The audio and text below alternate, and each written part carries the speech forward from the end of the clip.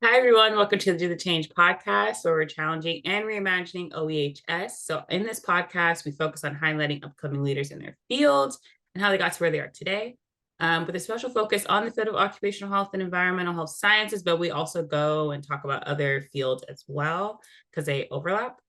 And so, we're going to be talking about all the hills and valleys of their journeys, get some insight into some non traditional paths to the field. So my name is Tyra Parrish. I'm a recent graduate from the MPH program here at Cal, and our guest for this episode is Gabby Gonzalez. All right, welcome. We're so happy to have you. So Gabby is a recent graduate of our Master's of Public Health program here at Cal, also specializing in maternal, child, and adolescent health. She is passionate about reproductive justice and creating happier and safer pregnancy experiences for birthing persons and families. Her career goals include policy and advocacy efforts relating to Black maternal health equity and increasing access to community doulas. Gabby has also received her Bachelor's of Arts in Sociology with a minor in Women and Gender Studies from Maryland University in 2019. So we're so happy to have you. Thank you. I'm super excited to chat.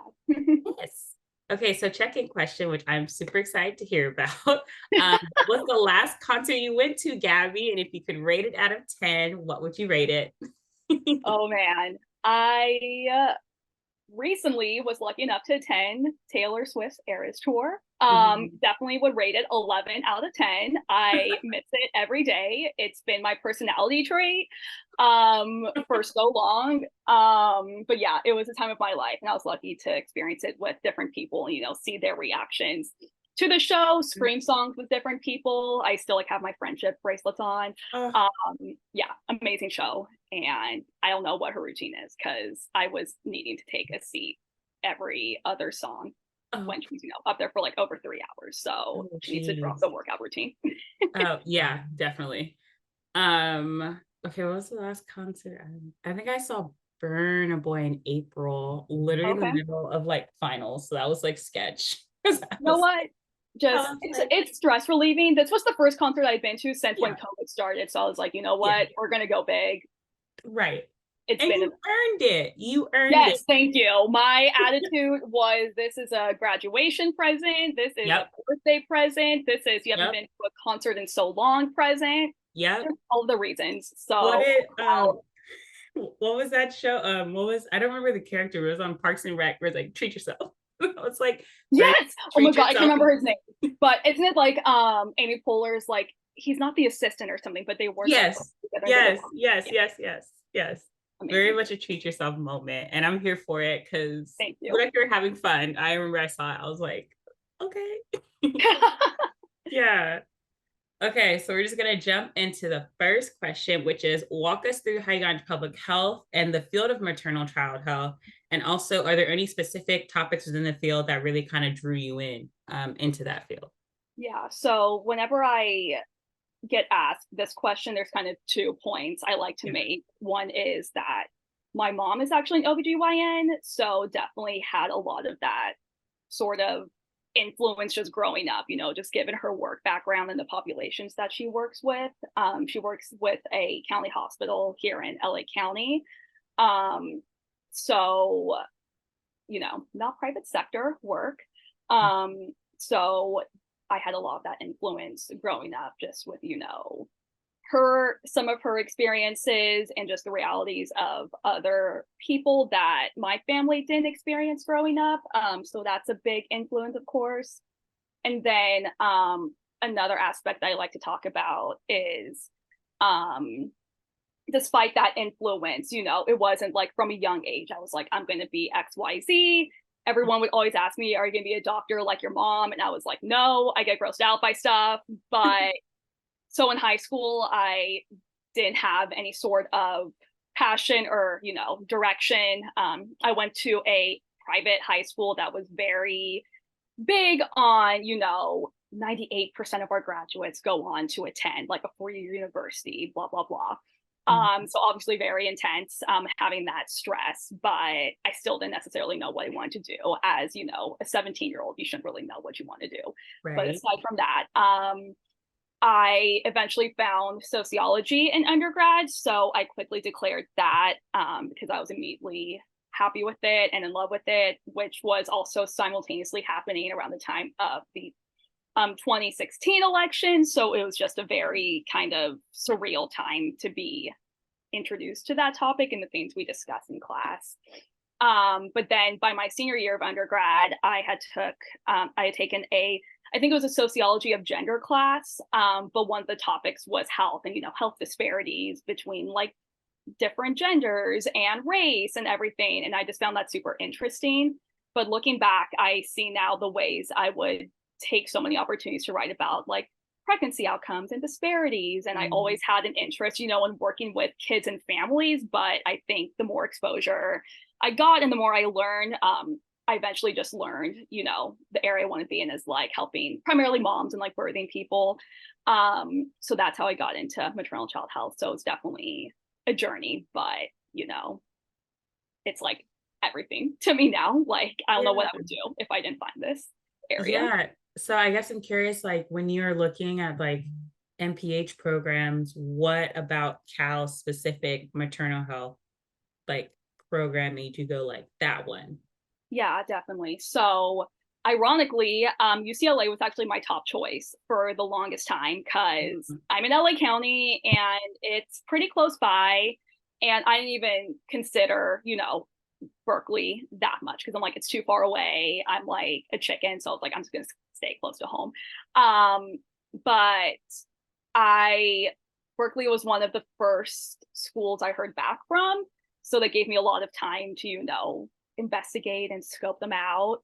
And they're actually the only like maternal child health program that I applied to.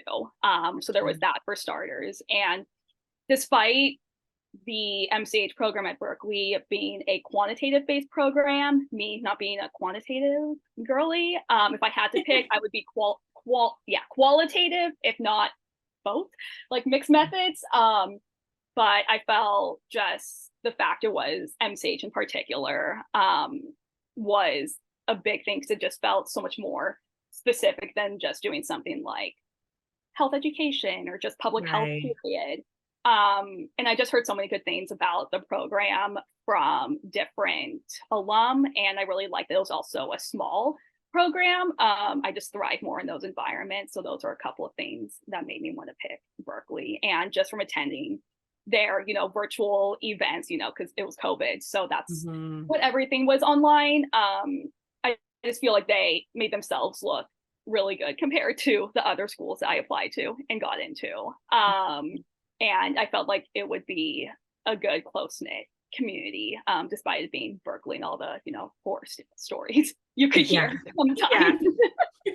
I mean, that's real, but like, I'm totally with you on the, like, even initially like applying to Berkeley, I was kind of like, not sure. Also being from SoCal, where I'm like, it's getting far. Kind of far. Yeah. It's getting far. And just never being in the Bay Area ever. It's just like a lot of news at one time. And I have no one who lives in this, no family that lives in this area. So it was a lot. But I think you're right, where it's like the specificity of that program of like, this is maternal child health that we're studying versus like health education, and kind of having to find those classes does make it a little bit easier in regards to focusing on what you want. But yeah, so I actually have a follow-up question of like, as you were kind of progressing in your field, were there any moments of self-doubt or imposter syndrome, either in the journey to Cal, while at Cal, oh my gosh, that's like a tongue twister for me, outside of Cal, and how did you manage those feelings and like still like stay confident in yourself and be like, no, like I'm supposed to be here, like this is where, like this is part of my journey? Yeah, definitely. I feel, because kind of going back to high school in a way, I applied to 13 schools like in high school, like going into undergrad, and I got into 4 of them, one of them not being like the top school that I wanted to get into. And I was a very different student at that time. Like I was saying earlier, I didn't have, any sort of like idea of any direction I wanted to go in, which reflected, the type of student that I was. And sorry, notification popped up and it distracted me. Okay. But I think I bring that up because when I think about when I was applying to grad school, I just remember like having that sort of feeling in the back of my mind as I was applying, especially because I had really excelled as a student in undergrad, that I felt I had to sort of continue to, like beat myself. Like I'm like, I have to aim for like the highest school, like within close proximity. Okay, side note. I remember I was looking at John Hopkins because I was like, top public health graduate schools in the country, and like John Hopkins comes up, and I like start filling out the application. I'm like typing my name. I'm like, where even is like John Hopkins? And I look in there like in Maryland or something, out somewhere on the East Coast, and I'm like, absolutely not. Close his application. I'll settle. Yeah, I'm like, I'll settle with UCLA or Berkeley, here on the West Coast. Right. But anyways, I love tangents. Me too. So yes, so applying to grad school, which looking back, I'm like, I can't believe I did this. I applied to 9 schools because I'm like, I need my options. I need like my top schools, my middle, and then like my backup. I felt I needed all the options because of the experience that I had in like in high school. But I don't know where I was going with that. I think it took me some time to accept that, wherever I end up, whether it's this high ranking school that, everybody just knows about or not, and education is still an education, but I definitely still experience those feelings in especially the first year of grad school. Like the reality is it never really goes away. I just think I've, gotten better about talking myself down when, I have those moments and being able to give myself props for, where I like how far I've come and like the fact that I'm here and I'm here for a reason. And I don't know, I just think about, I hate to bring it up, but biostats and epi that first semester, like that just tore me apart because not in like a cocky way, but I was used to doing well in classes because of the type of student I was in undergrad. So I was like, why am I struggling so bad right now? And that was just something that was super uncomfortable to me.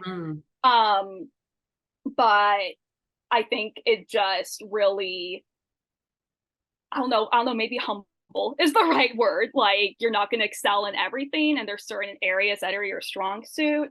But yeah, I've been talking for a little bit about that question. I think to sum it up, that feeling, never really goes away. But I think looking back at my journey from like high school to now, I've definitely come a long way, feeling like I found like the route I want to take in public health, and that I will hopefully be a good public health professional and advocate in maternal and child health.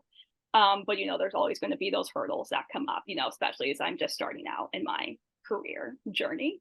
Yeah. And I think I want to just pause one and uplift the fact that I know you're going to be a great public health professional. What I know about you, so you don't need to worry about that. But I think like what you shared is real, where it's like that transition of like being like doing well, and then you come up against something, well, really 2 somethings, because epi was one battle and then biostats was one battle, and then you're doing it at the same time in a new environment, new space, getting to know people. And then you have like, everyone has like those 2 to 3 geniuses in your class, like biostats is easy, and you're like, oh, so I'm stupid. Like that's how you internalize it. And I definitely went through the same thing where I'm like, I thought I was good at math, I guess not. And like, and it's like, oh, I thought coding wasn't that bad, which I realized that was Lil Delulu, but coding is hard.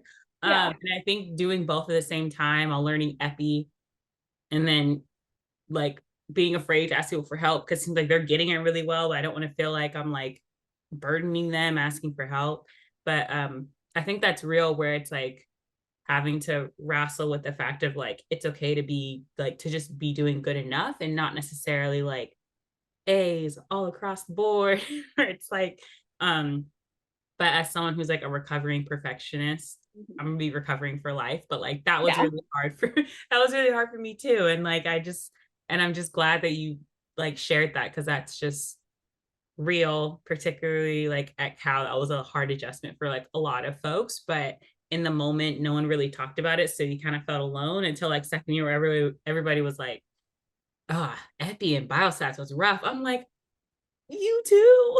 Yeah, I'm like, honestly, my thing is I'm like, I survived that, like I'll be good. Like Right. Yeah. just do your best, like it'll all be okay. And I'm so glad I finally got to that point rather than Yes. constantly being like, you need to like do better than you did the previous time. Sometimes it just got to a point where I'm like, the bare minimum is like all I could do right now, and like that's okay. And I think also what a it's there's such a big difference, I think, in grad school versus undergrad, where grad school, like you have typically more time because you're in class a lot less.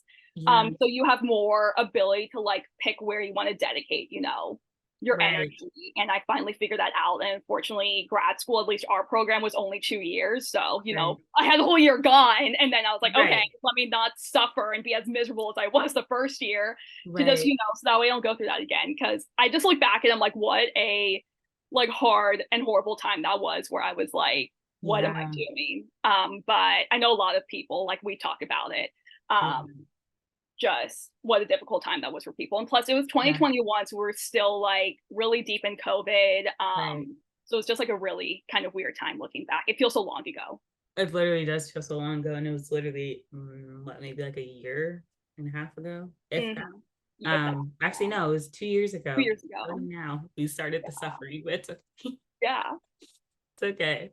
Okay, and so I guess to further wrap up that journey of, were there any mentors or like folks in your support system who not only like influenced your journey but also provided guidance and support in those moments, and like how do they contribute to just your growth as like a person, and like as I guess now as a future, no, because you're currently a public health practitioner. Caught myself. Amazing. Current. Yes. I definitely want to shout out my mom, who like I was talking about earlier. I think yes, heart for my mother.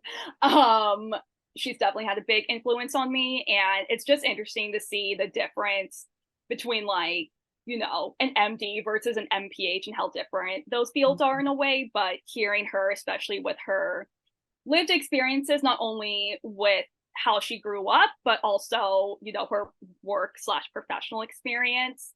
I'm very lucky in that my mom has an education. This is the background that she works in, so she's very familiar. So it's someone who could read my papers, I could talk to about it, and I could sort of brainstorm with. And I know not a lot of people, including my own program, had that. So she definitely helped me a lot in that regard. And I think also just her resilience. I don't know how she does it, like sees what she does, the chaos that she sees, and like comes home and does it all again the next day. I'm like, if one bad thing happens, like if someone eats my leftovers in the fridge, I'm like, oh my God, how am I going to carry on Right. Whole day for the day? ruined. Like it just Yeah. shatters me. Not to be dramatic, but yeah, just queen of moving on, basically, when something Yeah.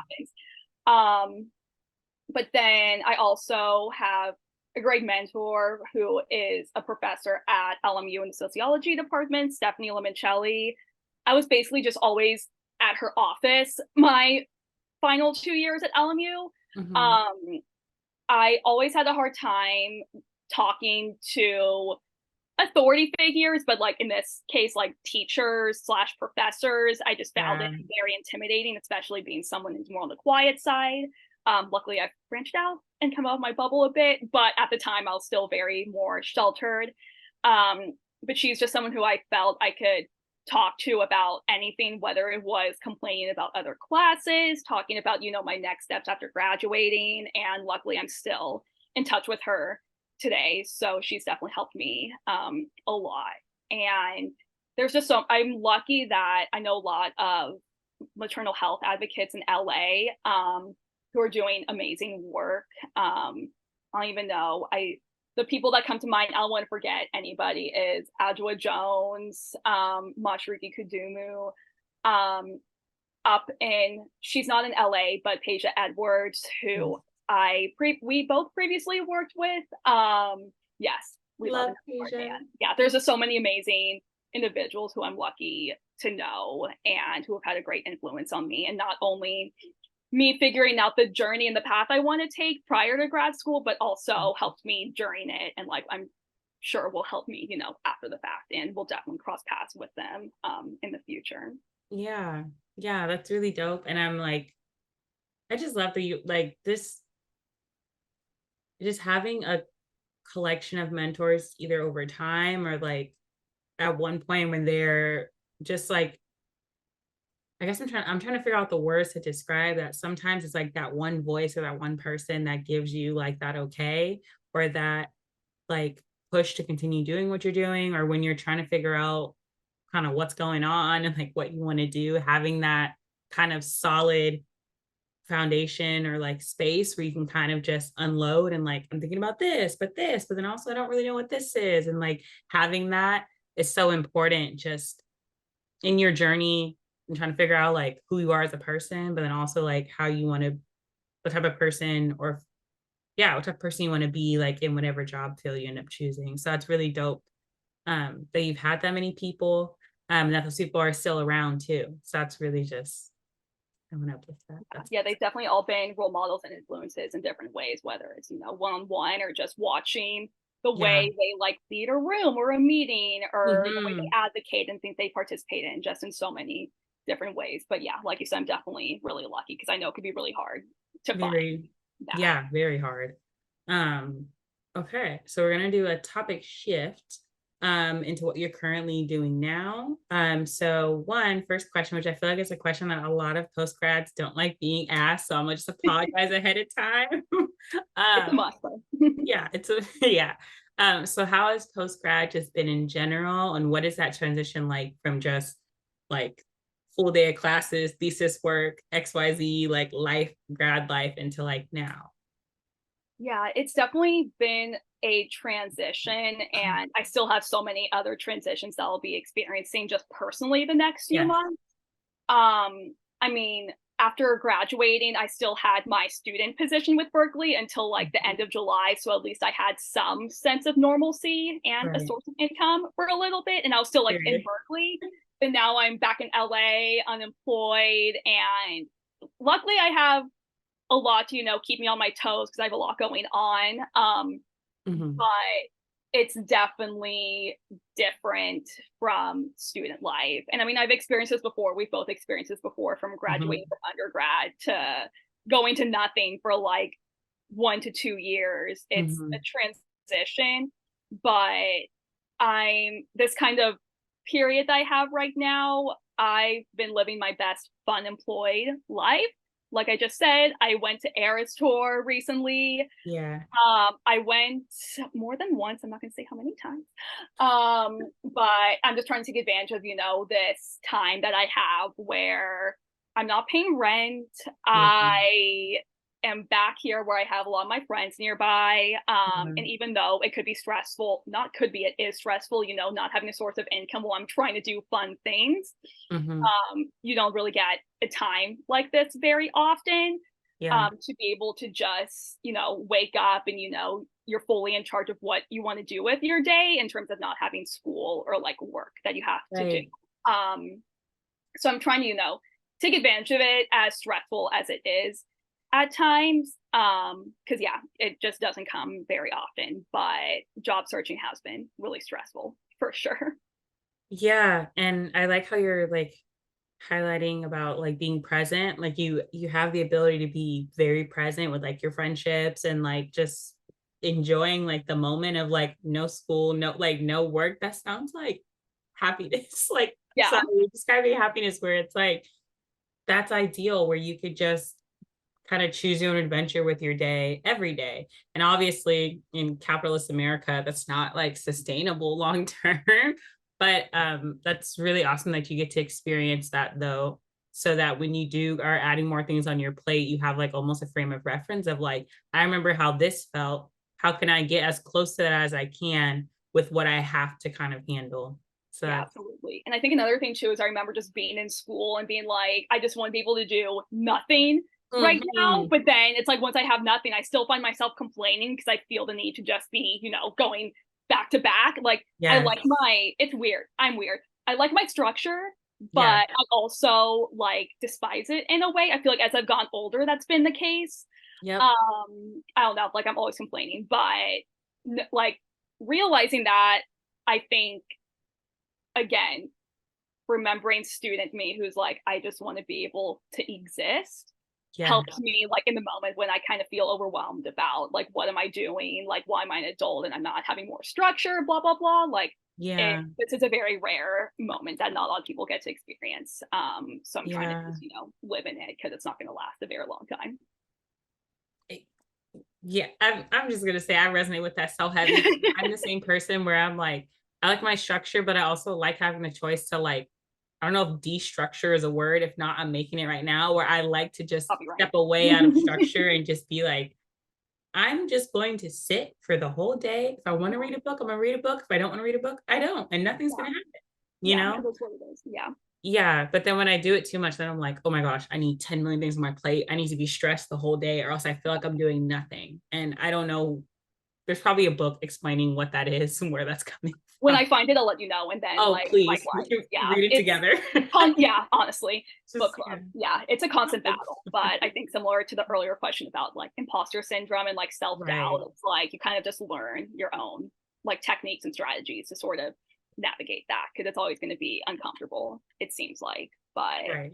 I think ultimately just trying to take things day by day is ultimately the main sort of way to go about it, regardless of what you have on your schedule. Yeah, I totally agree. And I'm gonna follow up on the job search process. I'm again apologizing in advance because I know it is You know what? If it helps somebody, like I'm here for it. And I'll rant. This will be growing up. therapeutic. Maybe I'll get some tips from you because the Yeah. job search process is rough. Yeah. um, okay, so can you talk about just the job search process in general? You already shared that it has been challenging. So, like, what about it particularly is challenging? And what are some things that have like helped, or things that you realize were like, oh, someone told me this is helpful, and then actually it's kind of not particularly as helpful as I thought it was. Yeah. So I think upon graduating, I had this mindset I was going to have a job pretty quickly.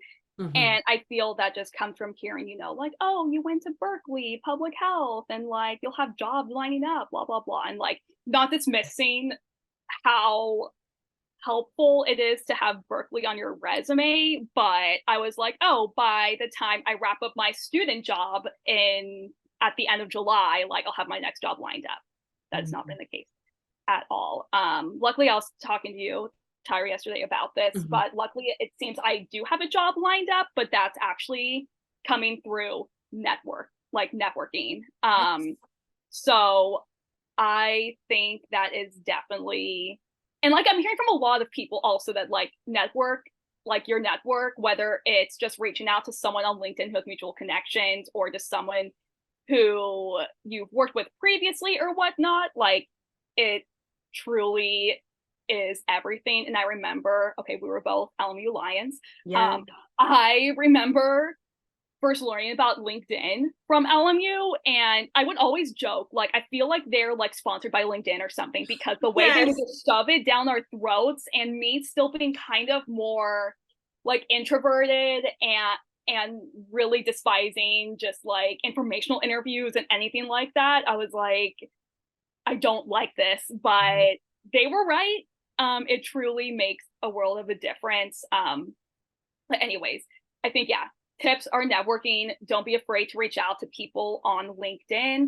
Mm. Something that I discovered recently is there's different groups on LinkedIn that you could join, Mm. whether and like different hashtags you could follow, whether it's following like in our case, hashtag public health jobs.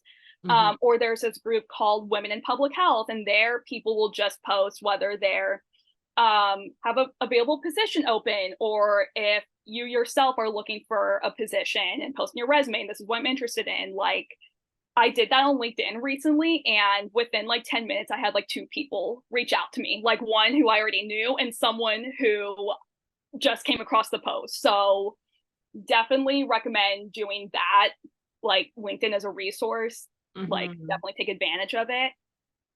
For all the Berkeley girlies who are listening to this, particularly in public health, the Rise Center is amazing. Oh, They helped me yes. just not in terms of at this current point in time with finding a job, not that they didn't help me with that, but just keeping me mentally sane, I guess, with, you're not the only one going through this, and they'll help you with your cover letter, your resume, etc.